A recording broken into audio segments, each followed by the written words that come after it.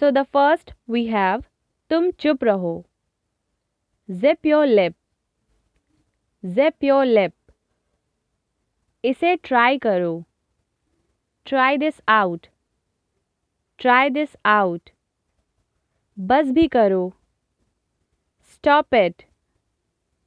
Stop it. दौड़कर छुप जाओ. Run and hide. Run and hide. बैठ जाओ. Grab a seat. Grab a seat. लिख लो मेरी बात. Mark my words. Mark my words. बस बहुत हुआ. Enough is enough. Enough is enough.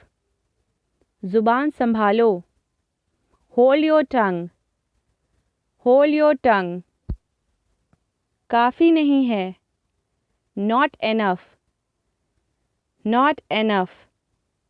मैं सुन रहा हूँ. I am all ears. I am all ears. मैं समझ गया. Got it. Got it. मैंने उसे फ़ोन किया. I rang him up. I rang him up. ज़िंदगी ऐसी ही होती है. Such is life. Such is life. मैं घर आ गया. Back home. Back home. बहुत थक गया हूँ. Dead tired. Dead tired. बूंदाबांदी हो रही है. Drizzling here. Drizzling here. बस चले जाओ. Just go away. Just go away. ये वाला try करो. Try this one. Try this one. इसे बंद कर दो. Shut it off. Shut it off. माहौल गंभीर हो गया. Things got serious. Things got serious. उन्हें और दिखाओ. Show them more. Show them more.